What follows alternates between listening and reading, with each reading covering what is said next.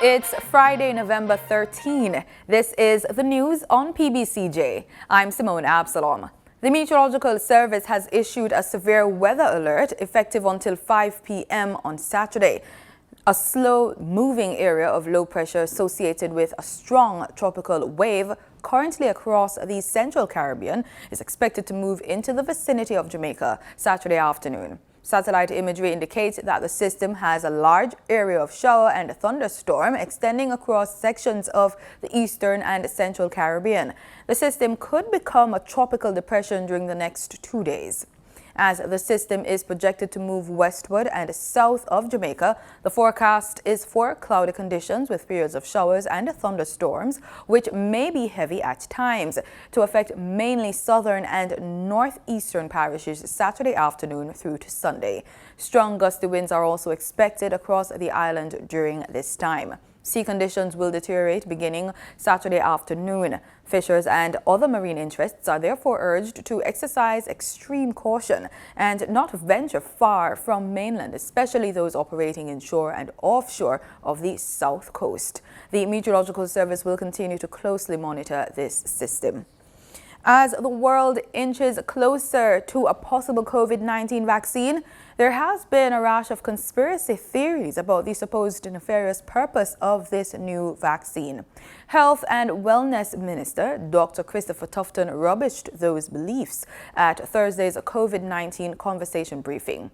So the level of conspiracy theorizing about vaccines appears to have reached in the last week or so. A new high as countries, including our own, work feverishly to contain the spread of the COVID-19 pandemic. With news that a new COVID-19 vaccine may shortly become available, the Ministry of Health and Wellness felt it timely to have a candid conversation, and I would dare say another conversation, because we've had a few, about vaccination in the context of this, our latest global public health challenge. Dr. Tufton underscored the importance of vaccines in controlling various diseases such as measles and diphtheria. Vaccinations continue to save the lives of over 2 million children each year. And through the success of immunization, Jamaica had the last case of polio in 1982, the last case of locally transmitted measles in 1991, the last case of diphtheria in 1995, the last case of rubella or German measles in 2000, and newborn tetanus in 2001. Very important data, facts for us to know as a country, even while we take on the challenge of a COVID vaccine. The Pan American Health Organization is reminding the public that it has not authorized any vaccine for use. PAHO's Assistant Director, Dr. Barbados, says 10 vaccines are currently underway under the COVAX facility, but they have to first be approved by the World Health Organization and licensed by the U.S. Food and Drug Administration, the FDA. So let's keep in mind the public health measures that are being adopted at the national level, at the states, municipalities, and also for individuals.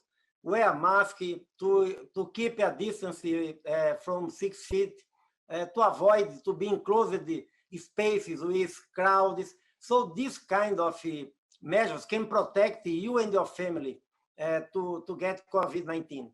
Dr. Barbosa says with the vaccines going through the final stage of trials, they will be licensed earlier next year.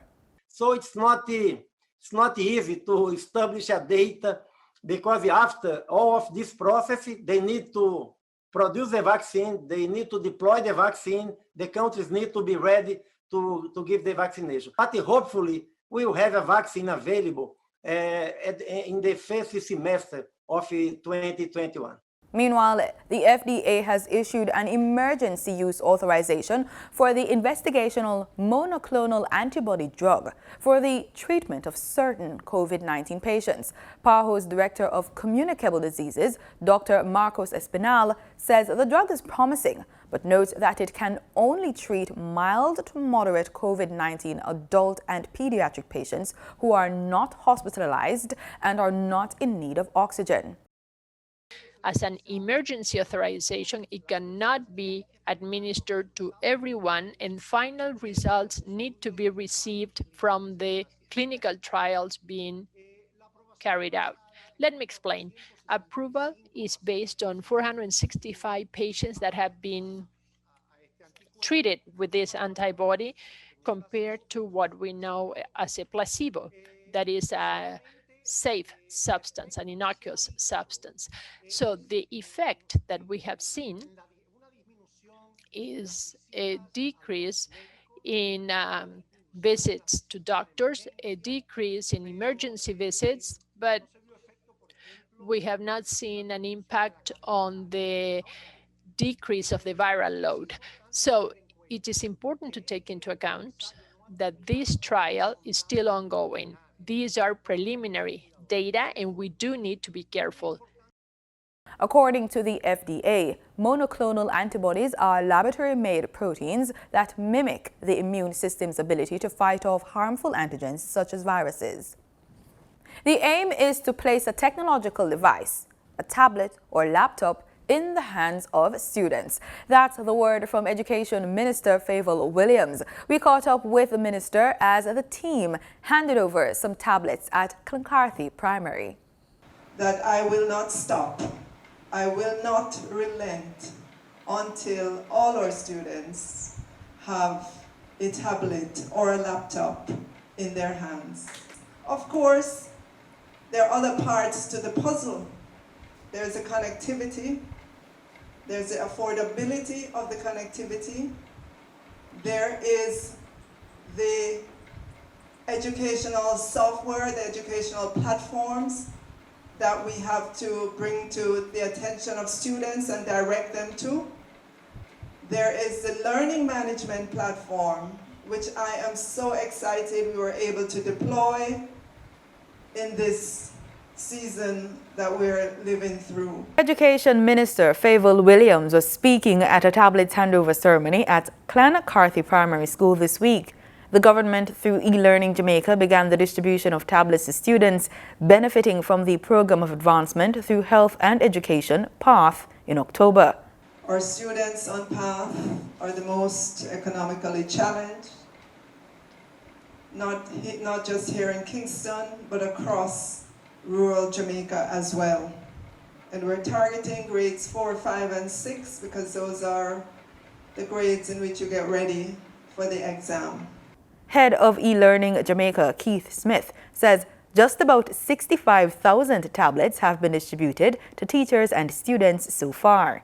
He says PAHO beneficiaries in grades 10 to 13 should be receiving laptops soon. We've just got cabinet approval to acquire 15,000 laptops. That order was placed yesterday, as I indicated, Minister, and the vendors are indicating that the first of those devices will arrive in 2 or 3 weeks' time. Minister Williams says 20,000 teachers have been trained on the e-learning management system. We need to create virtual classrooms to meet their students, to upload their lessons, to get lessons from the students, to grade and return those, to interact in the virtual world. And this happened in the space of less than 3 months.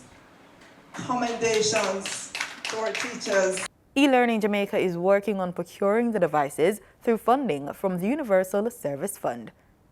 Labour and Social Security Ministry opened its St. Anne office on Thursday. Prime Minister Andrew Holness was on hand for the official opening. He used the occasion to address issues of the environment and its importance to the economy. One of the things I've observed about the social dialogue and narrative around environment and economic development is that when there is no economic development, the environment suffers. I wonder if you're following what I'm saying. When people don't have the means, they settle anywhere. They're not taking regard for the environment. Even with policy in place, and in Parliament I started to raise the issue that there needs to be political consensus about how people settle, because we're going to have to start to relocate. And when that happens, we shouldn't have political tension. It should be a consensus that some areas in which people are located, they are environmentally sensitive, and some of them are dangerous areas, should be no-build areas. The late music icon Frederick Toots Hibbert will be laid to rest at the National Heroes Park in Kingston on Sunday, November 15. PBCJ will broadcast this event live beginning at 4 p.m. The world-famous singer passed away on September 11. We get more from Marlon Samuels. Frederick Toots Hibbert was the lead singer for the phenomenal musical group Toots and the Maytals. The group rose to prominence in 1966 after they won Jamaica's National Popular Song Contest with Bam Bam. Soon you will find out the man I'm supposed to be.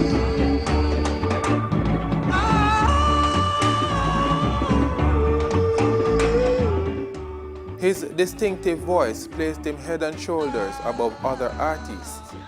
A gifted musician, Toots Hibbert was also a prolific songwriter, recording artist, and dancer.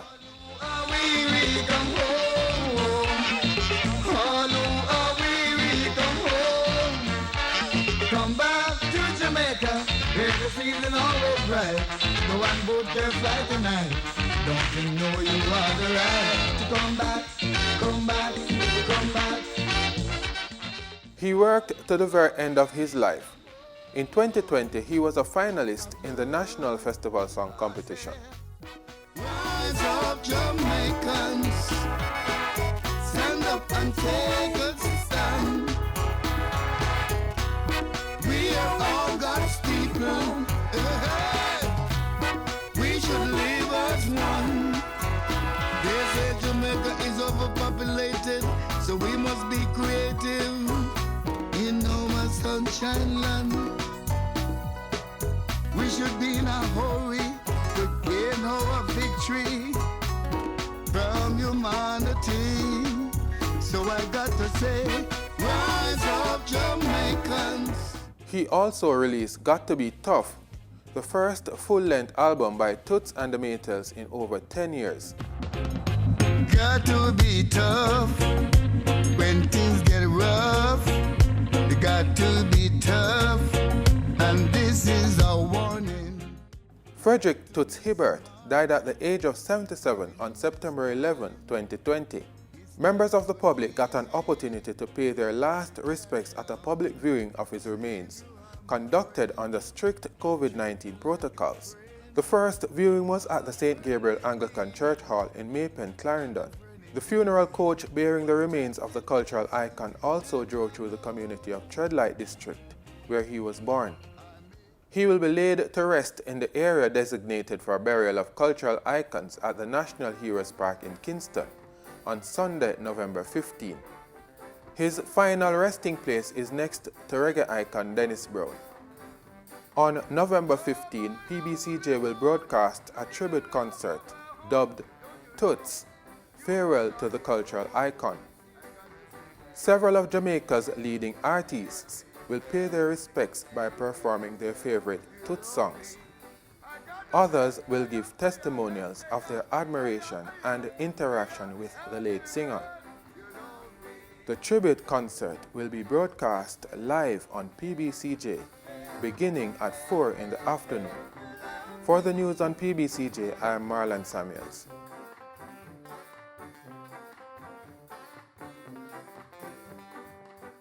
In this expanded edition of the Business Report, host Gabriel Thompson continues to look at the functioning of the Tax Administration of Jamaica, the TAJ.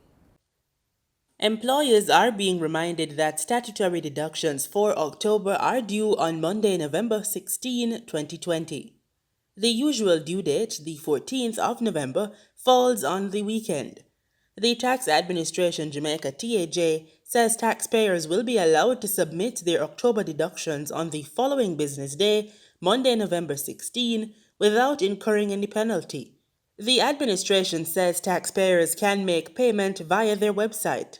You need a credit card to make the payment online. However, there are a number of bank products that operate like a credit card. These two can be used online. So there are some Visa debit cards that have credit card features, and there are some other financial institutions that have cards that have credit card features that can also be used online. Customers of the National Commercial Bank who hold personal and corporate accounts may now opt to make payments using their NCBE banking platform by adding TAJ as a payee. TAJ says taxpayers may also pay via its website using a credit card or a bank card with credit card features, or via the Bank of Nova Scotia's automatic direct deposit. In terms of another option for payment that persons have, business persons have, is that for persons with a BNS account.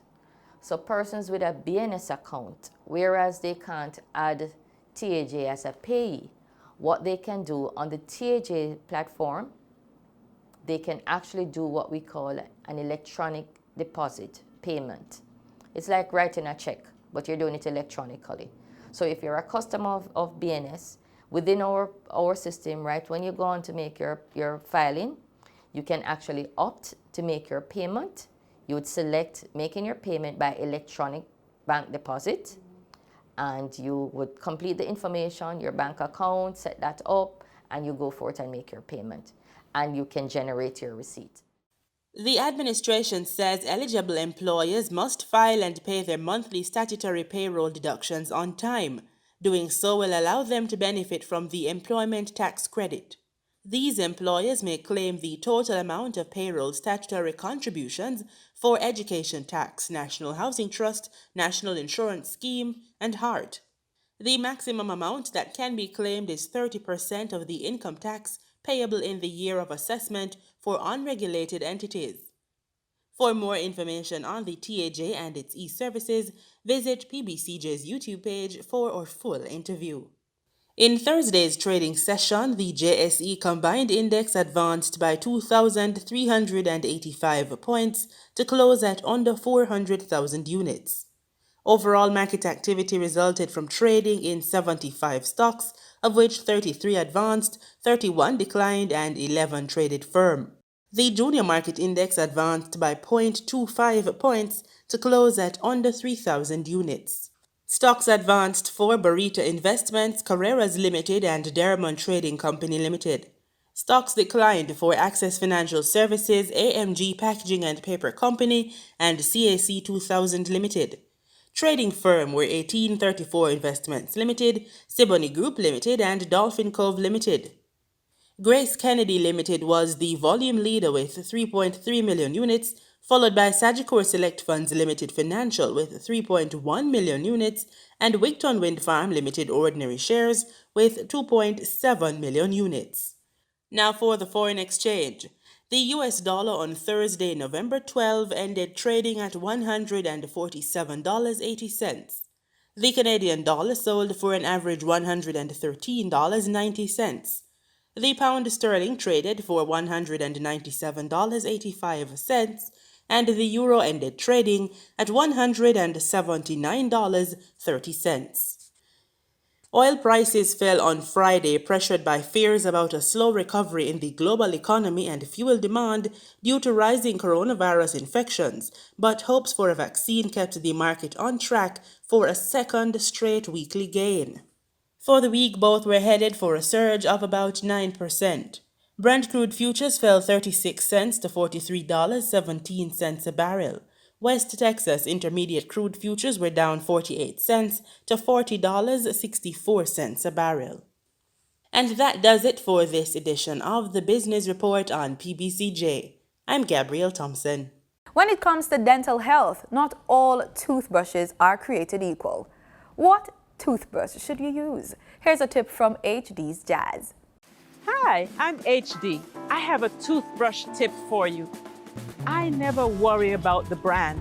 There are two things that I focus on. Number one, how soft are the bristles? I want those bristles as soft as possible so that they can round the surfaces of the teeth almost like a washcloth. Medium and hard bristles are not flexible enough to slide below the gum line or slide around the curves of the teeth. So a soft bristle brush is number one. And number two, the more dense the bristles are, the better. The closer those bristles are together, the better the clean. Soft and compact. That's where it's at.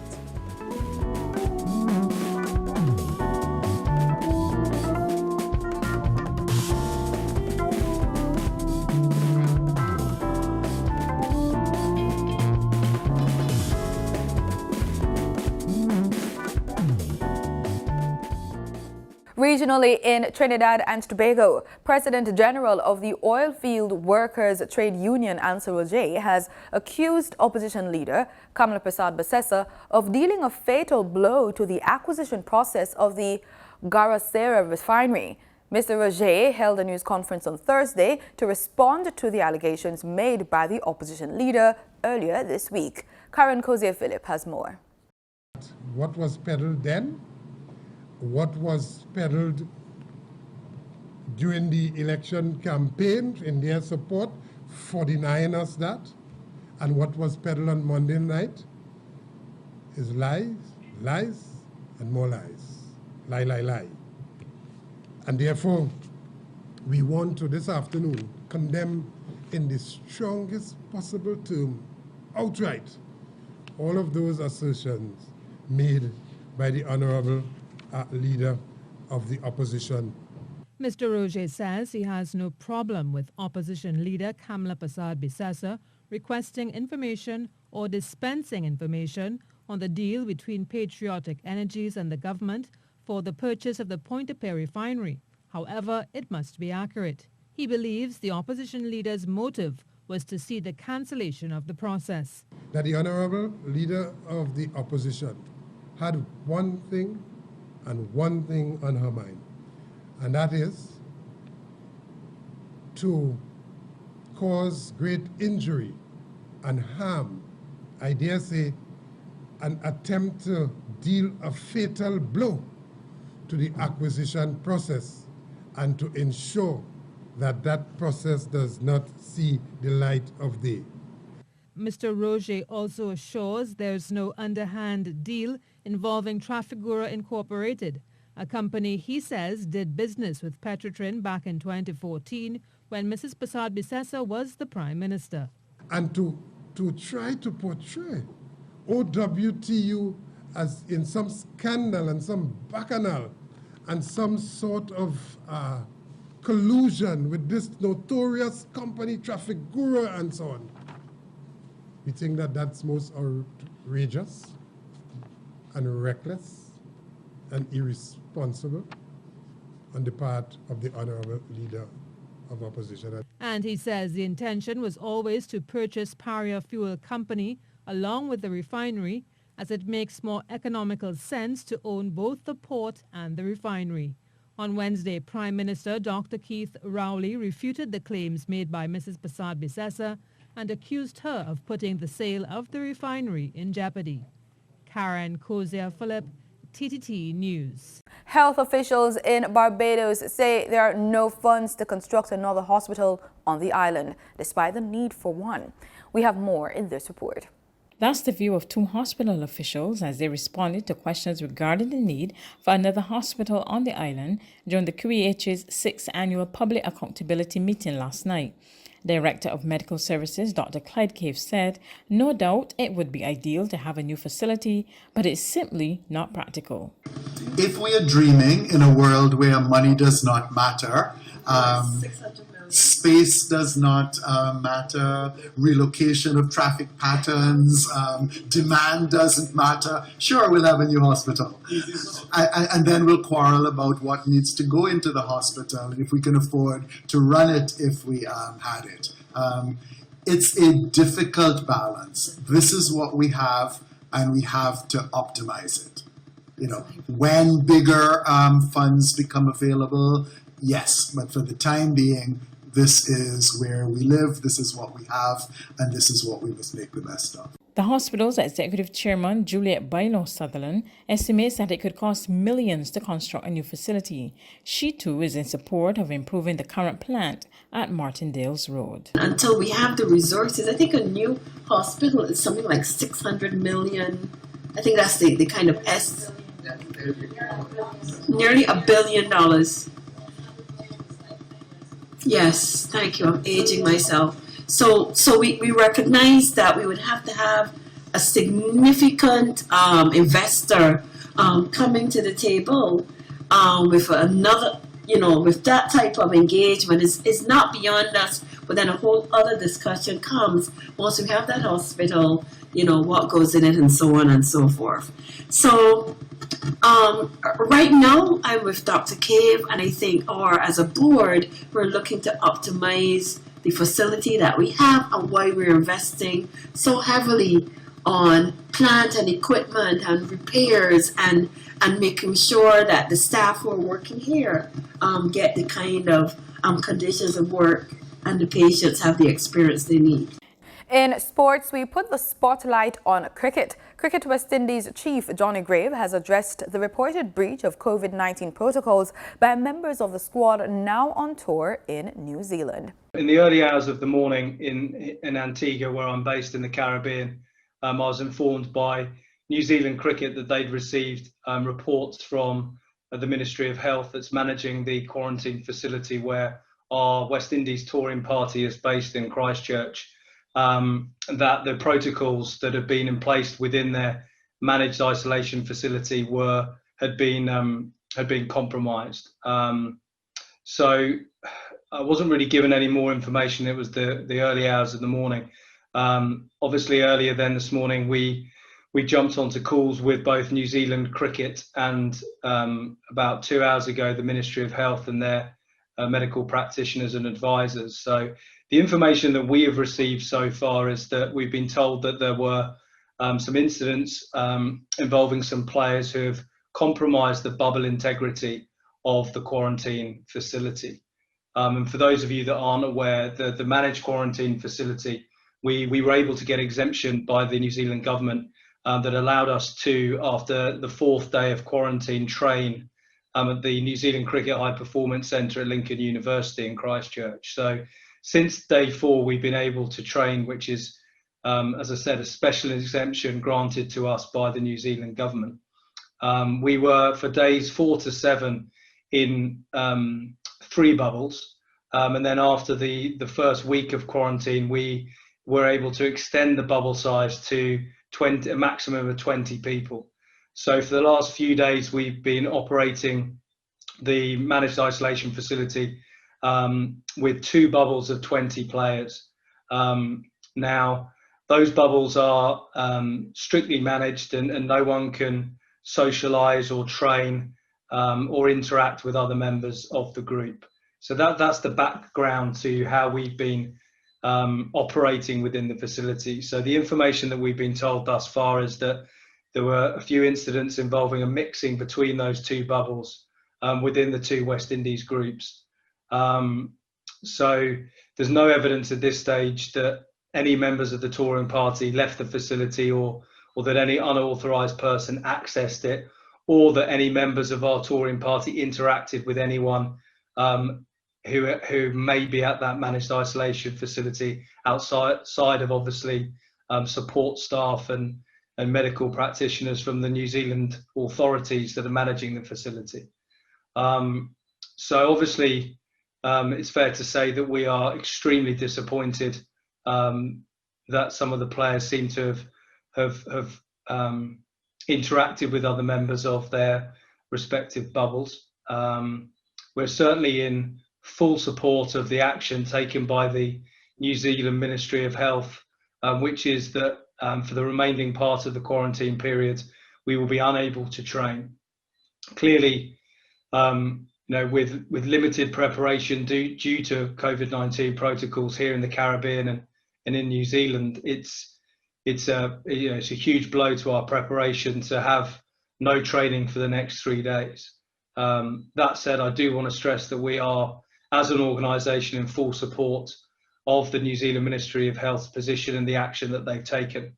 And we have written to all the players a couple of hours ago, re-emphasising the importance of strictly following all of these protocols, and the importance that they do that for their own health and safety and well-being, but also clearly to support the New Zealand government's aims and objective in keeping the New Zealand population COVID-free. So they have a huge responsibility, but we have reminded them of the importance of them doing that, and we have already begun an internal investigation into these reported incidents that will be led by our team manager, Royal Lewis. And that's the news. Thanks so much for making it PBCJ. Pleasant viewing.